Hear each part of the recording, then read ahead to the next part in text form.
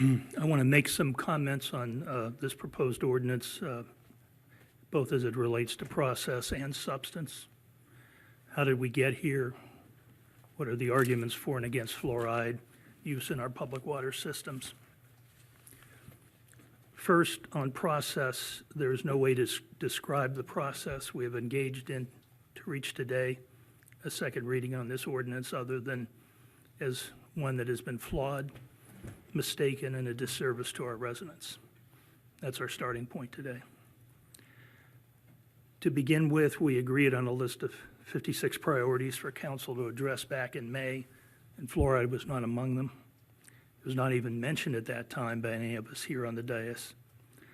On October 6th, during an informal communications portion of our meeting, the issue of fluoride was first raised for the first time, even though it was not on our agenda that day, nor had it ever been noticed on any agenda for discussion. By a narrow 4-3 consensus that day, there was an effort initially to immediately vote on a ban without any noticing, which was prevented only by our city attorney pointing out that this was not possible since we already had an ordinance in effect providing for fluoride use.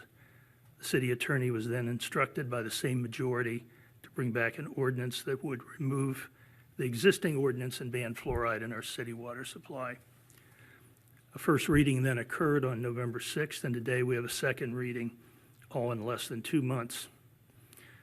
If only we would move with such speed to address issues like resiliency and flood mitigation, water quality, or better approaches to land use planning. Why did this happen? It occurred because we allowed an out-of-town special interest advocacy group to cut in line, move to the head of the line in front of our other 56 priorities to push for their issue. As I said before, my compliments to them. They pulled it off. And we didn't give ourselves or our residents the benefit of what we have always considered to be the regular order of how we do business by scheduling a workshop and asking our staff to engage in research to bring us information on all sides of an issue. Instead, we moved immediately to consideration of this ordinance at a time when residents were still returning to town for the season. There has been no effort to make residents aware that we were considering this matter. Why the rush to judgment on this issue?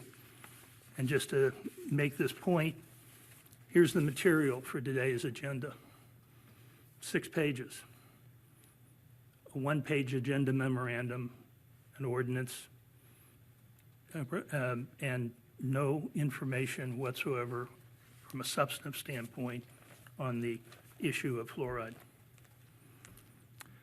So when word finally began to get out, 8 HOA presidents representing more than 80% of the city's population asked us to pause consideration of this ordinance until a more full discussion could take place. That plea was simply ignored. As one community leader said to me, quote, "One couldn't have designed a more non-transparent, biased process if one tried." And as another said to me more recently when I urged her to come and make public comment, given her strong feelings on this matter, quote, "Why should I take the time to do that? The game has been rigged and the decision already made." In my conversations in the community, this has been a common view. It's been suggested from this dais that this second reading provides the opportunity for public comment and input that has been requested. After the first reading, which few in our community outside of the special interest advocates knew was occurring, I asked the city clerk to look back 10 years at all the ordinances that city council has passed and whether any votes changed from first to second reading. I received her research yesterday, and it revealed that from 2014 to the present, city council passed 199 ordinances, and there was not one time when the vote changed from first reading to second reading. And by the way, a few moments ago, we passed an ordinance on the look back from the building department. So congratulations to all of us. Now we're at 200-0, not 199. I suppose there's always a first time, and I hope that happens today, but history would not suggest that second readings are the time when open thoughtful discussion can and does occur, and questions can be asked. That's why we have workshops. Now let me move to substance. We have received here at Council, I don't know, 80, 90, 100 emails from the Special Interest Advocacy Fluoride Ban Group. Probably 98% of those emails are what those of us in public life call robo-emails. They're essentially a replica of each other and make the same points. In this case, there were 3 arguments that have been made by the fluoride ban group, and I want to address each of them. They've been touched upon by other people, but I think this is important because this is their best arguments. Number 1, they point to the National Toxicology Program report that identifies a link between fluoride and lower IQ in children. To be precise, the NTP report actually tentatively concludes with, quote, moderate confidence, unquote, that fluoride levels of 1.5 milligrams per liter or higher may, underline may, be associated with lower IQ. Let's remind ourselves that the level of fluoride provided in public water systems, including Naples, and recommended by the U.S. government is 0.7 milligrams per liter. Thus, the report suggested possible correlation between fluoride and IQ is based on applications of fluoride more than twice the recommended level. And that correlation is also based on is based on something that is twice the level of the actual level in 99+% of all public water systems using fluoride. In short, it is not based on real practice. And as a side note, the same NTP report reviewed 72 studies to compile their report, of which the NTP itself said only 19 of those 72 had a low risk of bias, and none of those had been conducted in the United States. So the second argument that the fluoride ban folks are presenting is the recent federal court ruling from the Northern District of California.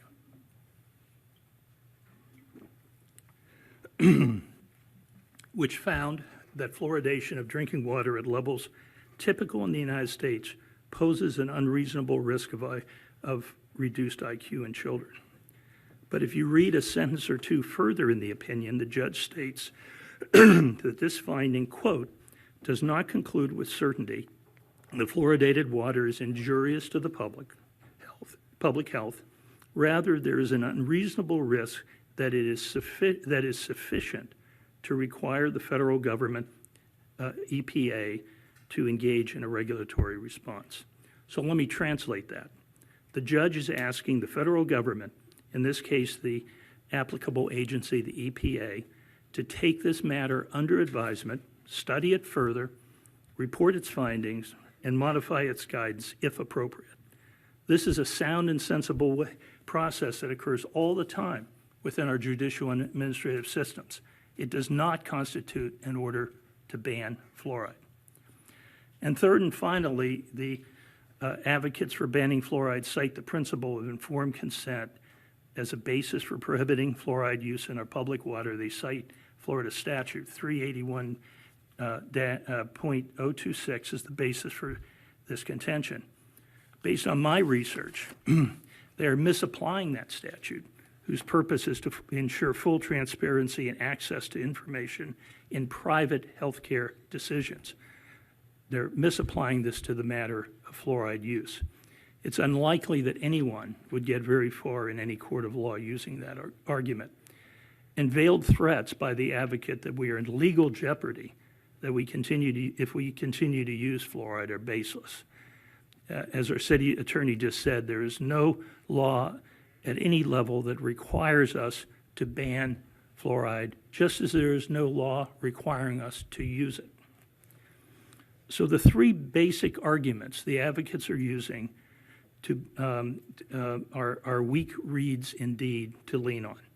A report that makes tentative findings based on a level of fluoride more than twice that actually found in our public water systems.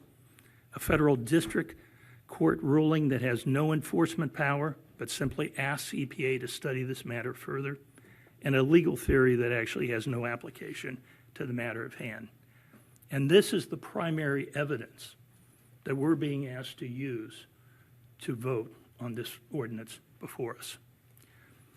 I do agree with the banned fluoride advocates in one respect. This matter, like all important public health issues, should continue to be investigated by credible government, educational, and research organizations through peer-reviewed studies. We will learn more and be able to make informed decisions as to whether to modify current guidance or whether it reinforces current judgments. This is how public health decisions on a wide range of matters actually are made in the United States and should continue to be made, not through knee-jerk decisions and non-transparent processes. So in closing, let me state what I believe to be some real facts about fluoride use in Naples, the larger geographic area we serve, and America as a whole, and in order to make sure this discussion is not entirely substance-free. Naples approved the use of fluoride in our water system in 1950, almost 75 years ago. It was debated then and upheld in a public referendum in our city in 1955. Over time, the city began to provide public water to areas outside the city.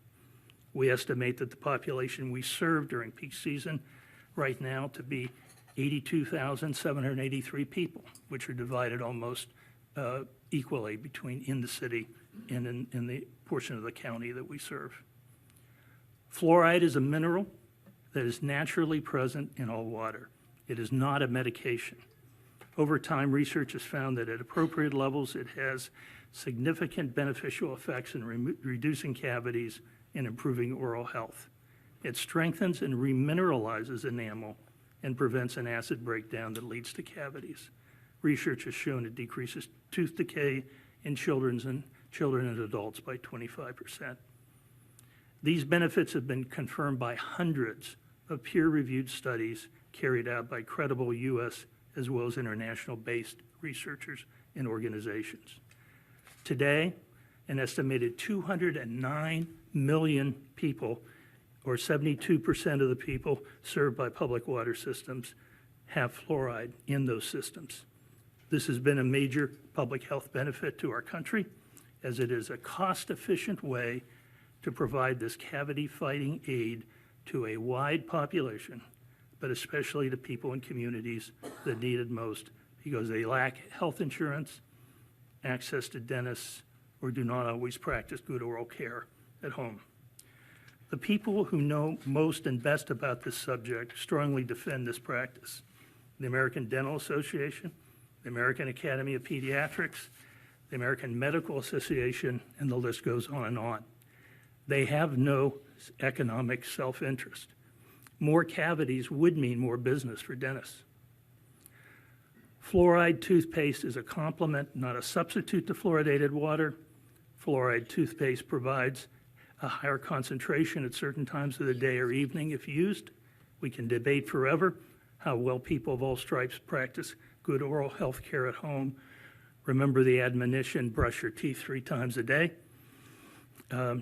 even though national surveys show a majority of Americans brush once a day or less.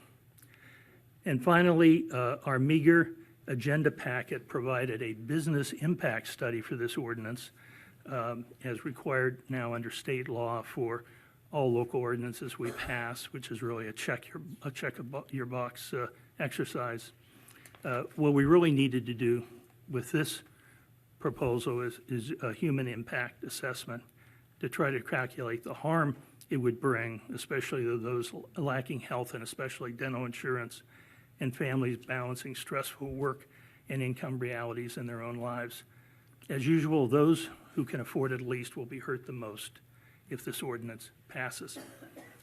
So in summary, I believe the passage of this ordinance will be a step backward, not forward, for public health in Naples and the portion of Collier County we serve.